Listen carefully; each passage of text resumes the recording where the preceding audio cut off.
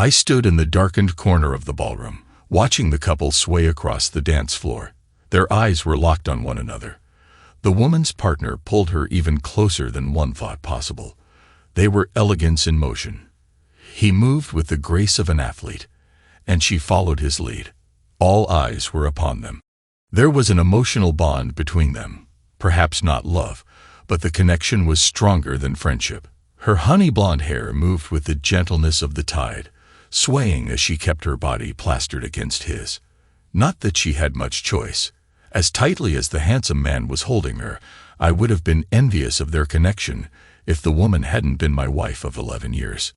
In the arms of her boss instead, I felt anger and humiliation. This wasn't our first time at her company's annual awards and appreciation banquet. We had attended 8 others over the years, and everyone with any tenure in the company knew she was my wife. I could see people searching for me as we all watched the spectacle being played out in front of us. They were all waiting for the explosion. After 3 dances, they walked off the floor together, joining other colleagues at a round table in the middle of the room. I watched as she gazed at him with those bedroom eyes that were once just mine. Not that I had seen them recently, but that didn't diminish the disgust that swelled inside of me. The only thing that came to mind was, it won't be long now. This kettle would need to boil over soon. I just needed to hold on a little bit longer. I was struggling with reconciling my fear, hate, and resentment of this scene before me with the love, respect, and trust one once held for a beautiful wife. It's a battle I was losing. Try as I might to overcome these feelings, I was falling into despair and self-pity. I hung my head in defeat. I'd worked so hard over the past months to try and win her back, to repair the damage in our marriage. I had scheduled date nights, picked up household chores, turned the TV off, and tried to start conversations only to have her walk away. I left flowers, notes, and cards with loving sentiments. Just find them in the garbage. I sent flowers to her work, and never even heard if she got them or not. What else can I do now but wait? I thought to myself. I shook the thoughts from my head as I made my way back to the temporary bar in the corner of the room and stood behind Marianne, one of Kelsey's longtime work friends. "Having any fun?" I asked, trying to keep up a nonchalant appearance. "I always enjoy these yearly parties. Harold loves the free booze," she answered.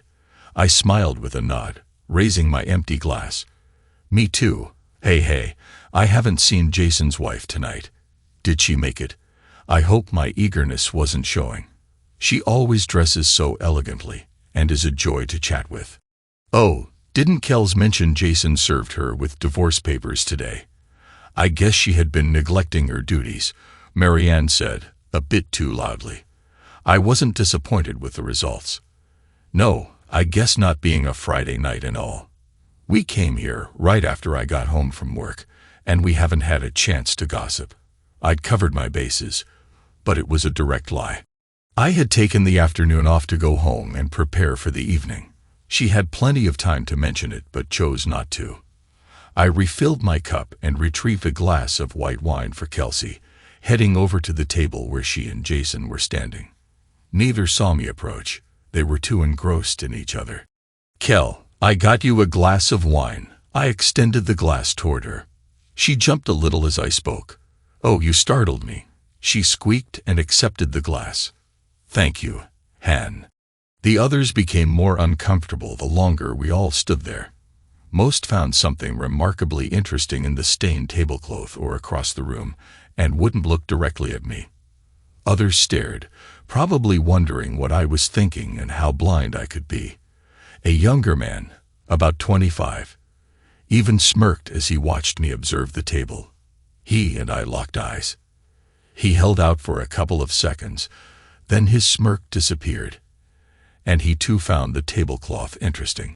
We were coming up to 1:00 a.m., and many of the guests had already filed out of the hotel's ballroom, headed for home.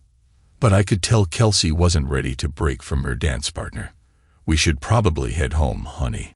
I still have to run the babysitter home, and we promised her we wouldn't be past 2 tonight," she mentioned, aware that I was interrupting her time with Jason. Yeah, I replied. Okay, guess we have to go. I'll see you Monday. She smiled. There was visible relief from all around us that the awkwardness was almost at an end. Jason, good to see you. I reached out my hand, and we shook. He was a powerful man, and did his best to demonstrate it with his tightening grip. He had 3 inches on my 6 feet, but I outweighed him by about 15 pounds. I applied a little more pressure than normal, looking straight into his eyes and seeing deception and smugness reflected there. He finally dropped the shake and said, "Good night." I waved at the others as we made our way from the room toward the car. We didn't speak on the ride home, though she had a smile that made her look radiant. Once we were home, Kelsey went to check on Caitlin, our 9-year-old daughter. I paid Brittany and prepared to take her home. Upon my return, I went to the bedroom to find Kelsey already in bed and asleep. I checked on Caitlin, used the bathroom, and went asleep in the spare room. I knew there was no chance of intimacy tonight. I could hardly remember the last time we were together. My eyes closed with the last view being of the ceiling as I fell into a fitful sleep, running through my internal checklist for tomorrow. I was up early Saturday morning. Kate was already in the family room watching her shows, and I gave her a little wave as I stopped in the doorway. "Have you had breakfast yet?" "Yep," she stated, waving her milk-drenched spoon in the air, sloshing milk drops onto the carpet. "Okay, be quiet. Mom's still asleep, and I have work to do in my office." Okay, Dad," she said a little too loudly, and I chuckled. Well, that didn't work. About 8:30, I called my lawyer's cell, knowing he worked from home on Saturday mornings. "Morning, Bill." "Matthew, Frank's here." "Good morning, Matt." "Guess this isn't a joyous call," he responded, already knowing the answer. "That's correct. Time to put the plan in motion. Found out that Jason served his wife yesterday.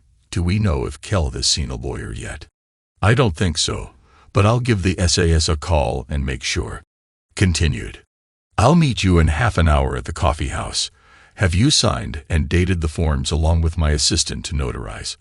We'll file first thing Monday morning and have her served at lunch." "Sounds good to me. See you shortly." I arrived early at the coffee shop, smiling weakly at the cutie behind the counter. I picked up my order and found a comfortable chair next to the fireplace. My mind drifted. I never thought I would be divorcing the one true love of my life. It's hard to pick the exact moment when you realize your comfortable life was coming to an end, but I can come pretty close. It was a traffic ticket, one of those automatic red light camera deals. When you run a red light, they take a picture of the driver, the car's license plate along with the date and timestamp. That was it. I found the ticket when I got home and laughed, knowing it was Kelsey's write-off. She always pushed those lights when she was in a hurry. I opened it, figuring I would just pay it and not say a word. Nothing good could come from confronting her with it. The picture of the driver was Kelsey, and to the right of her was the shoulder and arm of an obvious man. It didn't show his face, but I knew who it was. No big deal. She could have been at lunch or going to a meeting. Could have been anything. I checked the date and timestamp. March 5th at 14:39. Something about that date didn't sit well with me. It hadn't been that long ago. I started looking back through my phone and found our text messages from the 5th. Kelsey at 11:19. Dropping by Mary's after work to pick up clothes for Kate. I remember thinking this wasn't anything unusual. Mary's daughter was a couple of years older, and we got cute hand-me-downs from them, though I thought Mary usually brought them to work. Still, my radar didn't ping. Matt at 12:03. No worries. Want me to make dinner? Kelsey at 12:10. Yeah. Matt at 12:11. What time should we expect you? Kelsey at 12:12. 6-ish. We might chat for a minute. Matt at 12:42. Okay. Have fun. Kelsey at 2:10. Thanks. We will. I thought as I checked the intersection on Google Maps. It was on the opposite end of town from where Marianne lived, but still, it could be innocent, right? But then I started to put the pieces together. Since late November, Kelsey had been standoffish. I noticed all through the holidays how we fought over the little things. By January, she didn't like holding my hand while shopping or walking. Our general conversation topics became limited to work or Caitlin. We didn't talk about our dreams anymore. We didn't talk about family vacations or our future. I have had a trust fund since I was little. My great-grandfather purchased a lot of undeveloped land in the Pacific Northwest. He logged much of it off and made a killing. Then, as the local city grew, he sold parcels of land back to the city. When he died, I benefited from those purchases with a few $100,000 going to this trust. It grew again when my grandfather died, letting the trust grow. I never needed to get into it since my family was self-supported.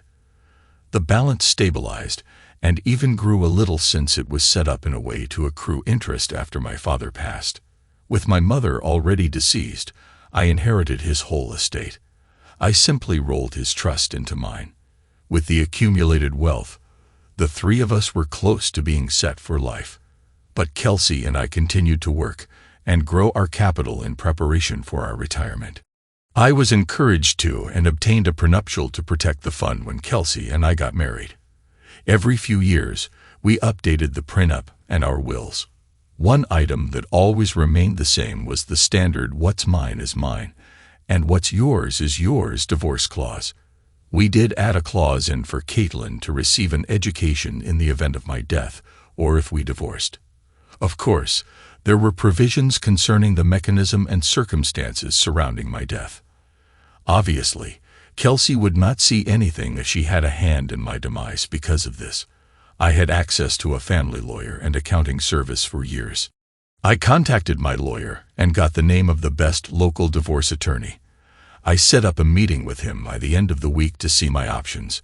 Since we had a solid prenup, he wasn't worried about any financial issues. I explained that I wasn't ready to take any drastic actions at this point. Just wanted to know what steps to take next. Well, Matt, we could have a PI look into what's going on and see if there is anything to worry about. Unfortunately, all my investigators are busy right now. It would be several weeks before they could invest any time in your case, Bill Manson explained. I really don't want to wait. I'm already losing sleep over this. Are there any other options? I asked. Well, there is one. He's trying to get things started, but few really trust him. We call him Larry, the SAS. Bill went on to explain. He's an ex-cop who was retired due to a history of complaints and some questionable activity. He could get started right away, but I don't know if I would recommend a lasting relationship with him. Why do you call him the SAS? I asked, laughing. I want things legal, so if we do find something, we'll be on solid ground if we have to move forward totally. He's legal. He has a habit of getting information, such as detailed pictures and videos along with emails and phone conversations, that, let's just say, walk a fine line of being allowed in court. But I'm told what he finds is solid proof of infidelity one way or the other. Okay, as long as he's legal, we could always pay him off and switch to a more reputable PI in a couple of weeks. I paused. Do you think he can start today? I'll give him a call and find out. I'll be your point of contact here at the office. I'll let you know later today. Sounds good, thank you. I filled out a bunch of documents for both the lawyer and the SAS, connected him with my accountant, and left a retainer for my personal account. Kelsey didn't have access to it, so she wouldn't know what I was up to. I didn't want to startle her, especially if I was wrong, and it was just a rough patch in our marriage. While this was going on, I had decided to try to repair my relationship with my wife. My life experiences have told me that people don't just change and do uncharacteristic things unless there is a catalyst. Since I didn't know what that was for my wife, and I didn't know if we were past the point of no return, I decided to make sure I was taking care of business as a husband. I picked up my game and did my best to make sure she felt loved and valued as an equal partner in our relationship. I doted on her and made it my goal to be the husband that all her friends were jealous of. I was refused at every turn, and it became obvious that we had already passed the point of no return. One Thursday afternoon, I was invited back to my lawyer's office to receive what he had found. I was shown hours of footage of them dating, being intimate, and playing the happy couple. There were photos, phone call recordings, and both of their personal email messages. I was both impressed and disgusted with the sleuths, but agreed that his nickname was well-earned. I sat there, devastated. Never would I have thought that she would have had an affair with Jason Stanton. I guess I could see how she would be attracted to Jason. He was tall, handsome, and well-built. He was cultured and on an upward trajectory in both his work and personal life. He had taken over Kelsey's department about a year ago as her personal assistant. Kelsey would work closely with Jason. It offered him an endless amount of time to get to know and work his way into Kelsey's life. Jason was a college baseball star, and the only thing that prevented him from going to the majors was a shoulder injury in his senior year. I mean, who wouldn't be impressed with this guy? I just never thought Kelsey would allow him in between us. This was all too overwhelming. I couldn't breathe. My chest tightened, my vision blurred, and I felt like I was going to pass out. I scooted my chair back, placed my head between my knees, and tried to concentrate on my breathing. In, and out, till my head cleared. The feeling of loss and emptiness can't be described. I had just lost my best friend, my confidant, my lover, and the mother to my child at that moment. I couldn't see a way out of this. And then the sleuths piled on more. He played a recording from the day before and explained why he wanted to get us all together. Kelsey, really? You love me? I could hear the excitement in her voice. Jason, yes, my darling. You are the most perfect woman. I love you, and I want us to be a family. Kelsey, you mean you, me, and Caitlin. Jason, of course, Kelsey. What about Matt and Shannon? Jason, we'll divorce them. You'll get Caitlin, and we'll live as a happy family. There was a gap in the conversation. I assumed that Kelsey was digesting the bomb her lover just dropped on her. You do love me, don't you, Kel? Kelsey, yes, of course. I do. I never gave much thought to leaving Matt. Is all, Jason? Well, give it some thought. He could never give you what I can. You will be the belle of every ball, be part of high society, go places, and see things that loser could never afford. I could hear the contempt in his voice and imagine the expressions his face made as he spoke. Kelsey, it would kill him to lose Kate. We are his world, Jason. I'll be 10 times the father than that loser ever could be. In a year, she won't even want to go and see him. Kelsey, why do you hate him so much? What has he done to you? Her voice had a tint of concern in it. To be honest, I wanted to know as well.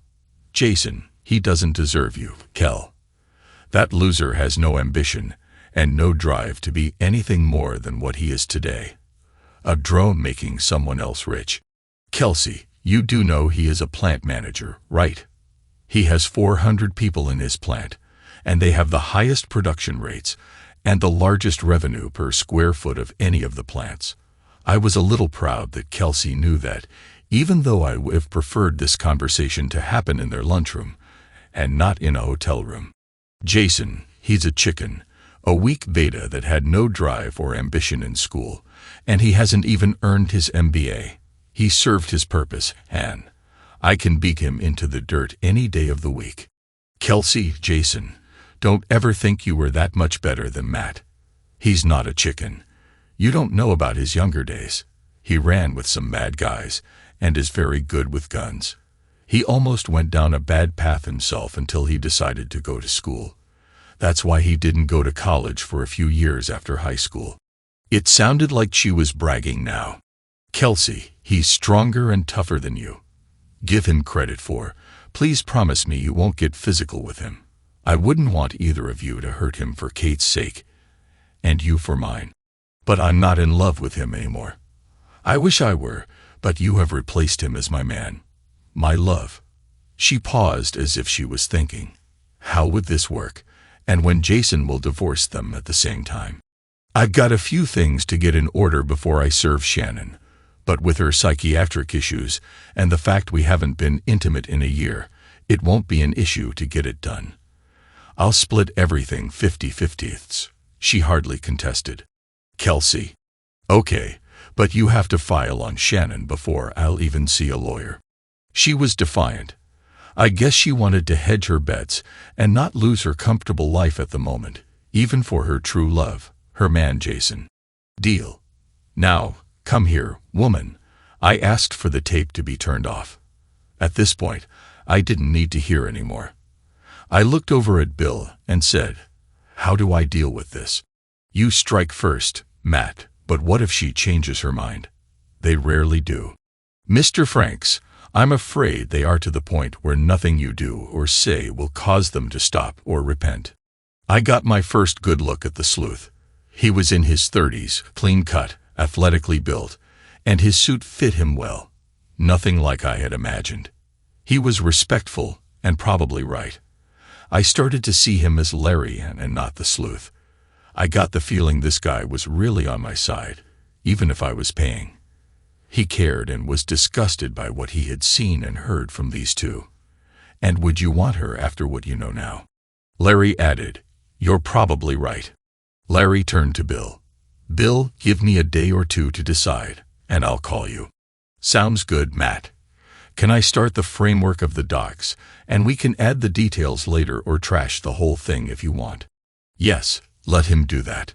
Larry followed me out. He handed me his card that has my personal number on it. "Mr. Franks, in case you ever need me on the side. Please, Larry. Call me Matt." "Thank you.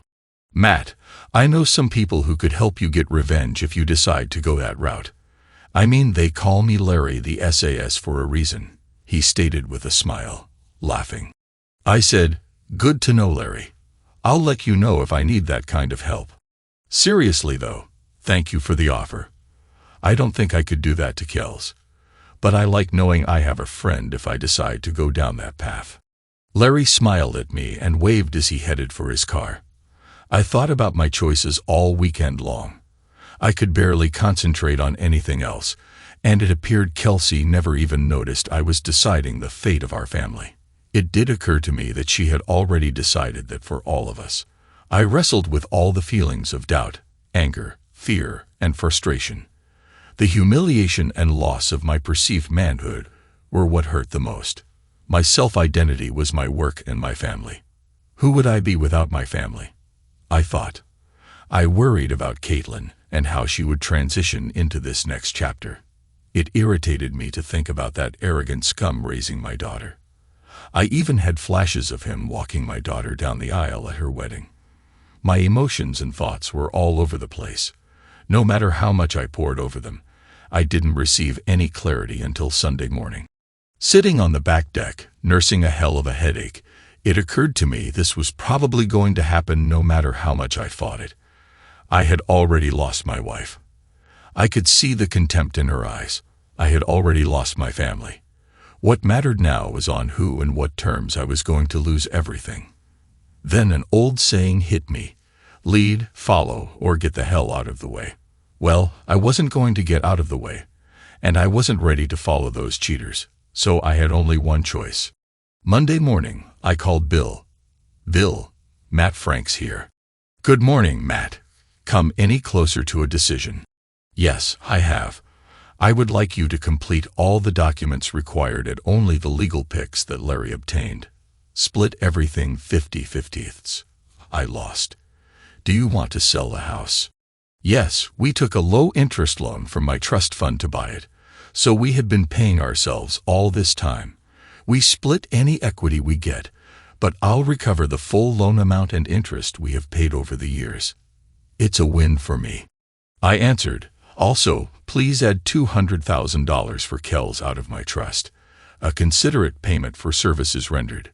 She might be more amiable if she knows she isn't walking out of this completely broke. I want primary custody of Kate. I know that will be tough, but maybe find some dirt on our boy Jason that would make him look less like a suitable father to a young girl. I heard he was a first-class frat boy in college. Maybe he got a little fresh with some of his conquests. Sick Larry on him. Please, Have a backup plan for Kate if we get too much pushback on the primary custody thing. Please write me up the most generous shared custody plan you have ever heard of. I stopped for a second to allow Bill to catch up with me. Also, I want to sue Jason for alienation of love and affection and find out a way to get his wife Shannon involved in the mess. I want her to be aware of what's going on in a complete legal, above-board kind of way.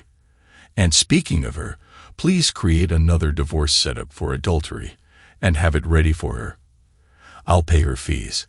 I think she should get what's coming to her and make it ugly. We can have them both served in the alienation suit, but you have to know it won't go anywhere. I'll also need to get her to sign a contract with me. I can get the form started, but without her consent or information, there isn't much else I can do. Bill explained, I understand. I just want to shake the tree some, and since at it, I want to sue Kelsey's company for allowing her to sleep with her boss. I'm pretty sure they don't have a morality clause in their handbook, but it has to be shady for any company to allow this to happen under their watch. He is her direct supervisor. I know it probably won't go anywhere, but again, let's shake that tree and see what falls out. Okay, Matt, this is going to get expensive, and then go up from there. You were talking a lot of man-hours, and if it is contested, even more. I understand. It's only money, and at this point, I will empty my trust if I need to. Make sure those two do not profit more than what they are due.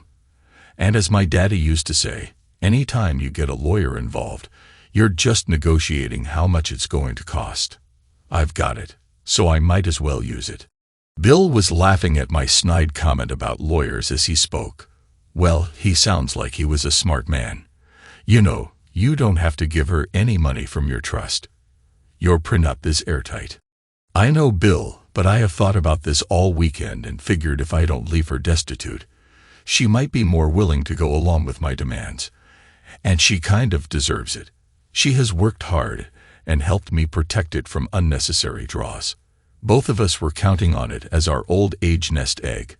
I was thinking it might give her an edge over Jason, so when she finds herself out on her own, she doesn't have to be as reliant on him.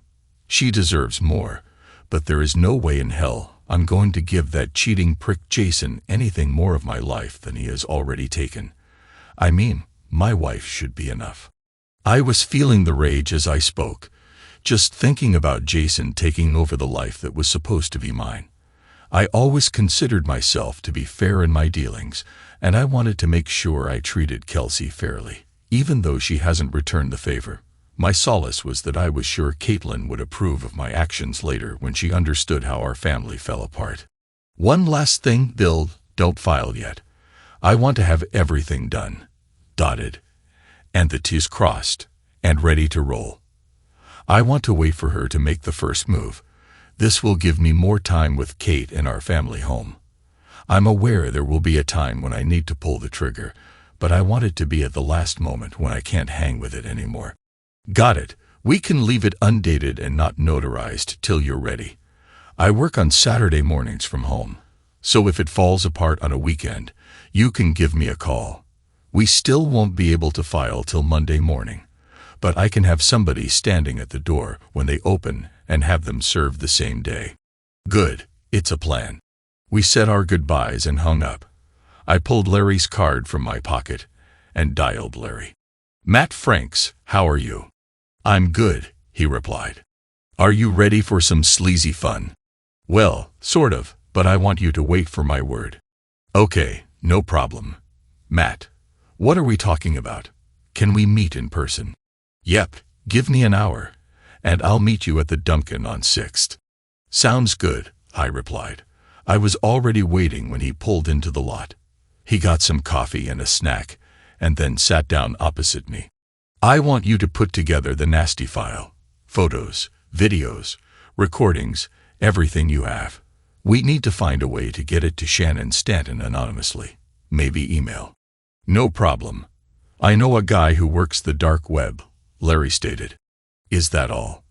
What about posting the videos to an adult site, or sending the nasty to her parents or coworkers?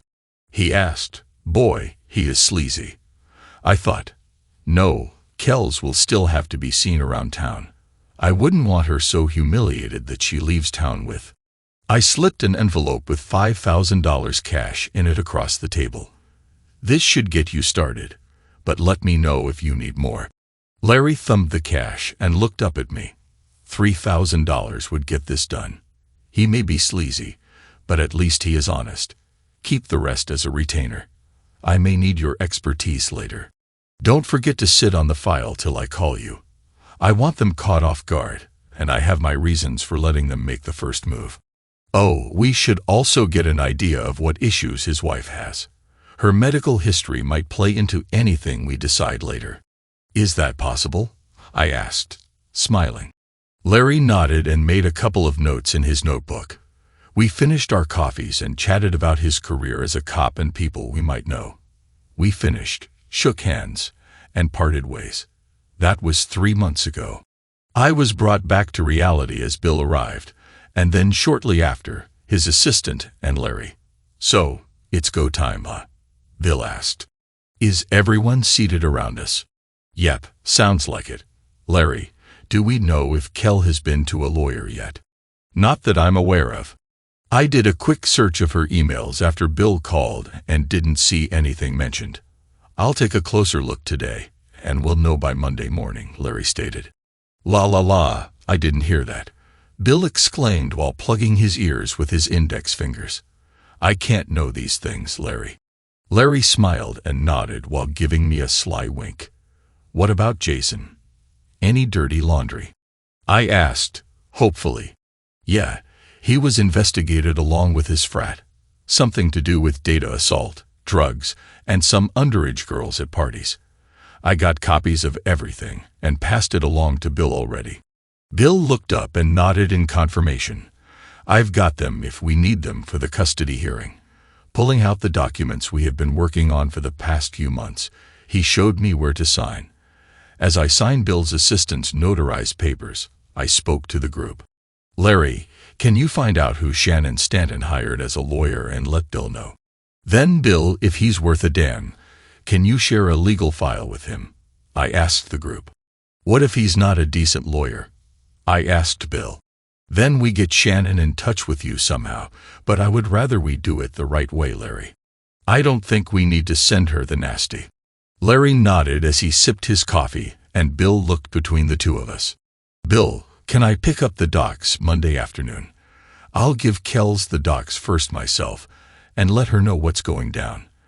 And then can you have her officially served on Tuesday?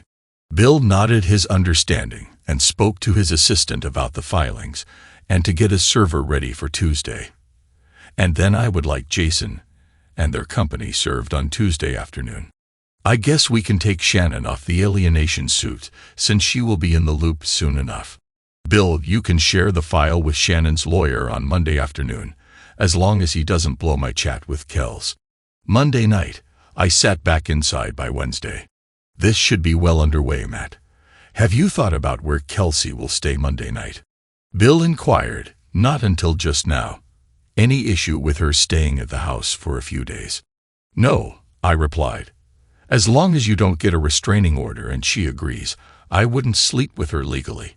I don't think it's an issue, but might be uncomfortable for you.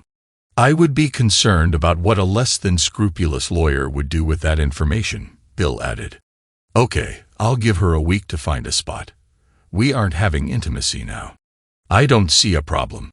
Oh, did you mean actually sleep in the same bed? Oh, but our docs do give me temporary control of the house and Kate, right? I asked. Yes, till her lawyer files a motion and gets it all reversed, or till we all come to an agreement. I meant actually sleep in the same bed. It just might give a strange vibe to the filings. Bill stated, no worries, we are not sleeping together now. Hey Larry, what did you find out about Shannon's medical?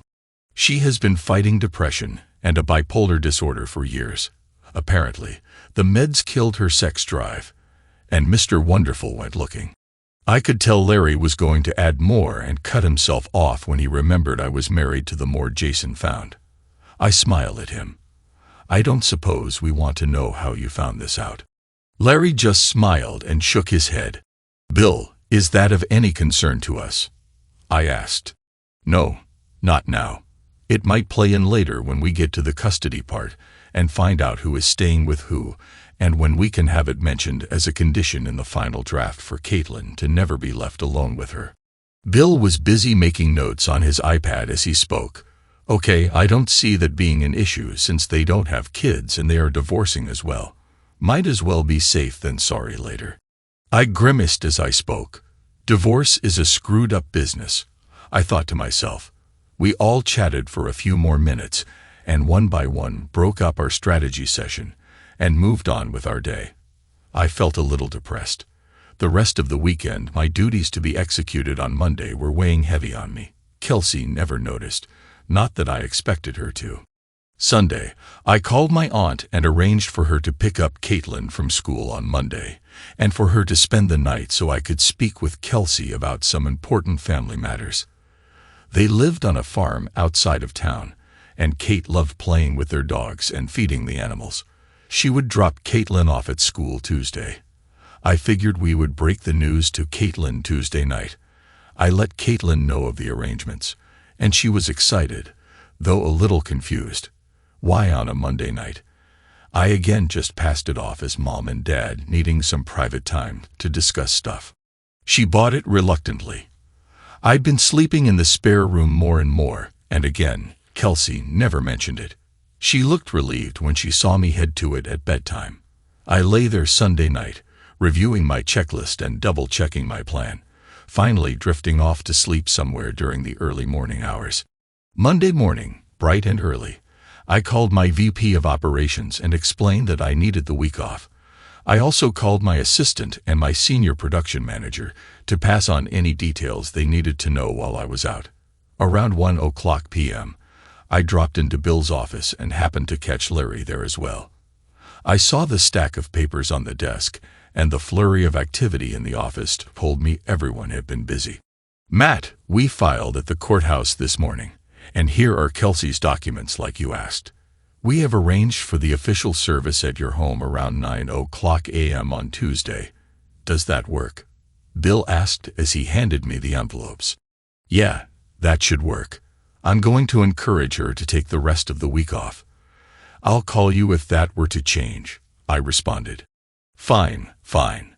Bill paused for a moment to collect his thoughts before continuing. Larry found Shannon's lawyer, and he is rather good, so I sent him our files, and he was salivating at first glance. It looks like he will be suggesting a countersuit for adultery and a ton more of their assets than a 50-50 split, and he has promised not to do anything till the morning. So we are good there. Okay, gentlemen, have we forgotten anything? I asked, a little depressed and down. It looks like Kelsey has an appointment with her attorney next week, best I can tell from her calls and emails today. And Matt, please let me know if you need any other assistance. Yeah, Larry asked discreetly, earning another sharp look from Bill as to what we had going on. Okay, good, I replied. I will, Larry.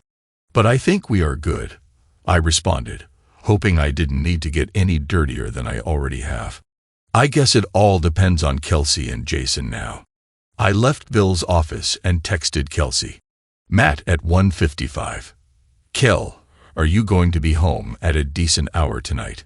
Kelsey at 2:02, 5:30-ish. Why? Matt at 2:04. Nothing. I was a little distracted this weekend and wanted to try and make it up a little tonight. I arranged for an Alex to get Kate tonight and stay over. Thought I would bring home dinner, any cravings. Kelsey at 2:16. How sweet. Matt at 2:20. Done. I'll have dinner ready at 5:30. I felt like I was setting her up this way, but it wasn't uncommon for me to do this lately. I hoped she just figured I was going out of my way to be extra nice and loving. Monday night at 5:30, Kelsey got home around 5:15 and changed clothes as I set the table and distributed the food. I poured a couple of glasses of wine and was sitting at the table when she showed up. She took a long tug from her glass, and we passed the food back and forth. We carried on small talk as we ate, and she didn't appear to have any clue about what was going to happen. How does the rest of your week look? I asked as we were eating, picking at the favorites on our plates. Pretty light. Did you want to plan something? She asked, giving me a sideways glance. No, I thought. You might want to take the week off after we chat. I spoke in a monotone voice, trying to keep any emotion out of my voice. Why would I do that? I know Kels. I started as I placed the envelope on the table in front of her. She just looked down at it, and then back up at me, taking the sip of her wine. I know about Jason, and you planning on filing for divorce. She coughed a little as she choked on her wine, and gave me a blank stare. I could see the gears working in her head, trying to figure out how I knew, or what she was going to do to slow me down. What divorce? She finally choked out. The one you are meeting with a lawyer about next week, and the one Jason already filed on Shannon. I know you were in love with him, and are planning to take Kate and leave me. I opened the packet for her and slid some of the photos towards her. Her eyes got big, and she set her glass down, picking up the photos and looking through them. I could see her eyes moisten, and she started to hiccup a little as she does when she gets over emotional.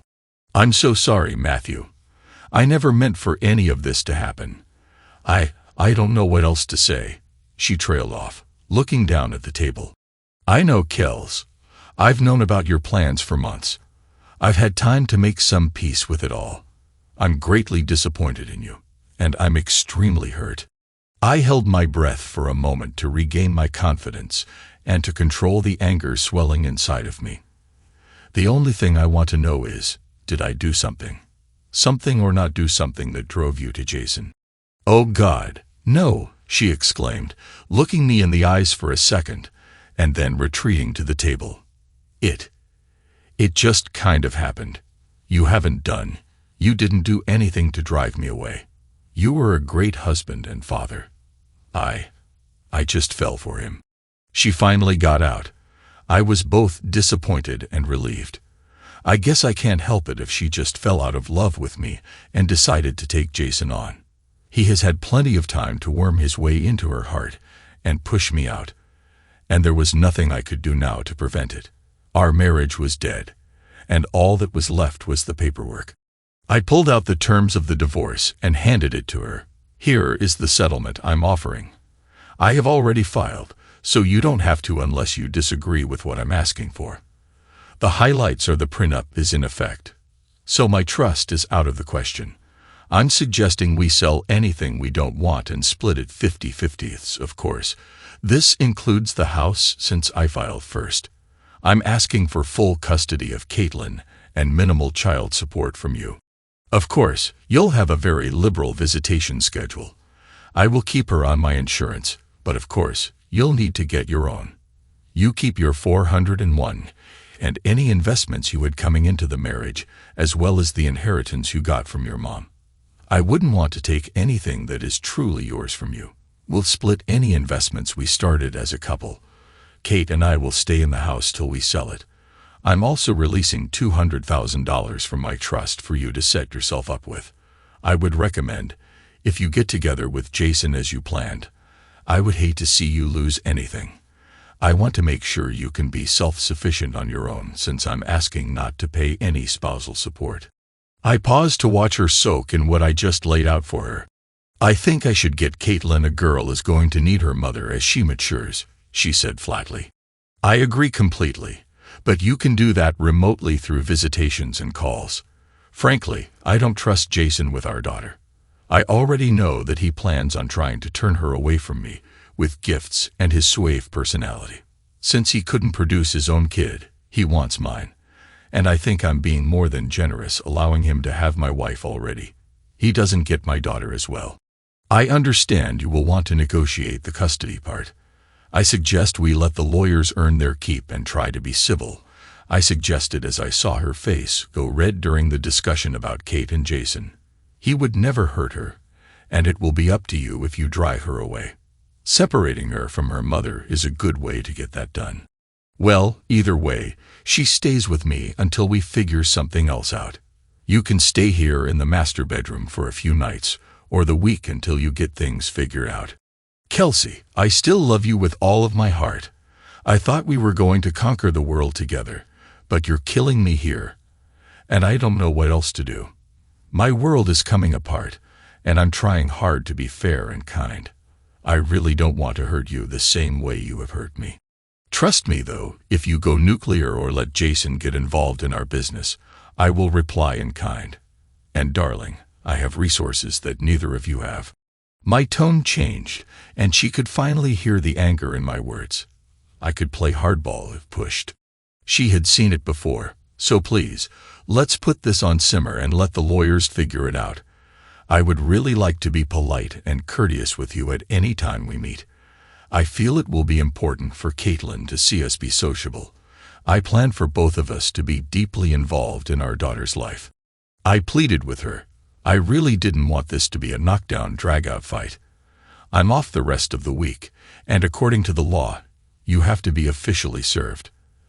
That is scheduled here at the house for 9:00 a.m. I didn't want you embarrassed at work, so you may consider calling in and taking a few days off as well. I know it will be tense for us both being home, but I thought we would sit down with Caitlin tomorrow night, or keep her home Wednesday to explain what's happening. Kelsey had stopped eating altogether by now, and looked a little pale and sickly. I think the full effects of her actions were finally settling in on her. She only had herself to blame. I was fat, dumb, and happy until she fired off the storm. She looked up at me, did her best impression of a fish out of water, and then said, "Okay, Matt, you have obviously planned well, and got ahead of us. I'm not sure how, but you did.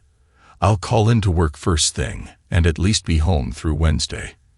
Do you think Alex can keep her tomorrow night as well?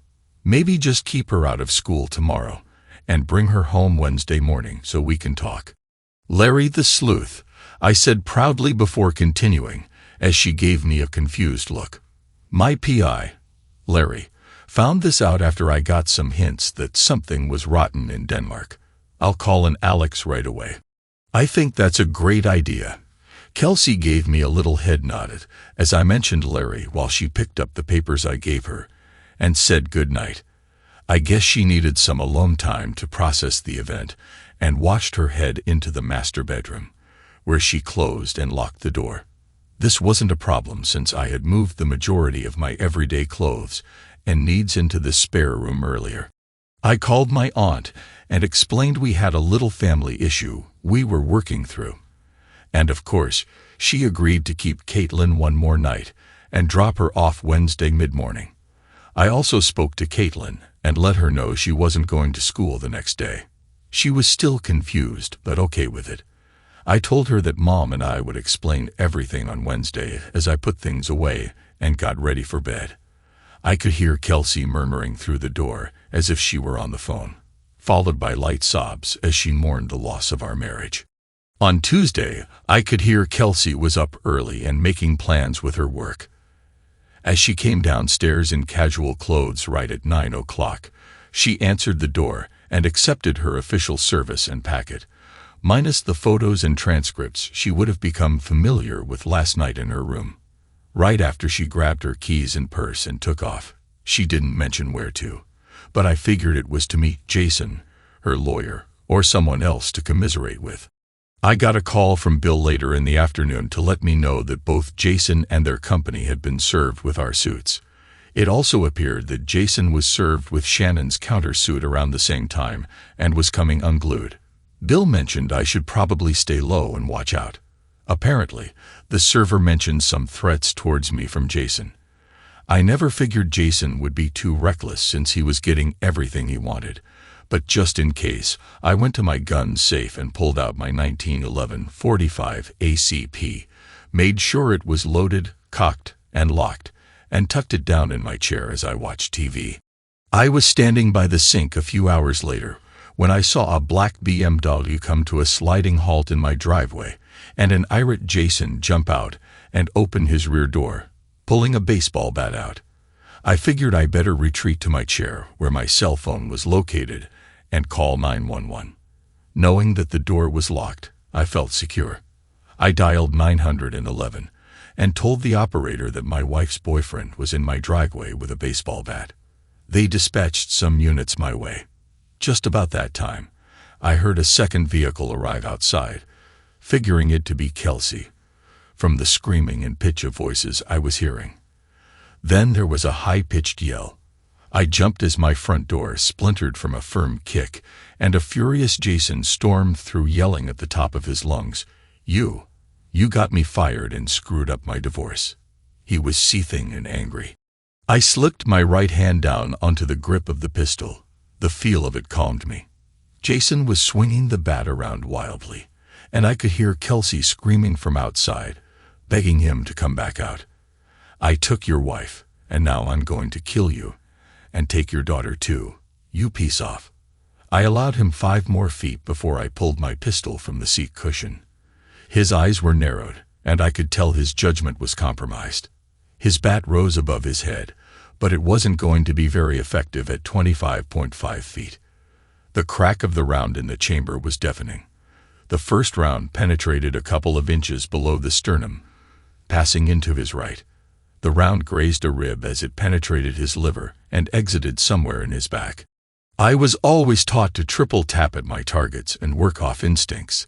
The second round ignited fractions of a second after the first due to the recoil, and having more control of my weapon. The second round was on target, hitting the center of the sternum and a couple of fingers above the jiho. This time, I knew I was on target. The bullet shattered his sternum and punctured his heart.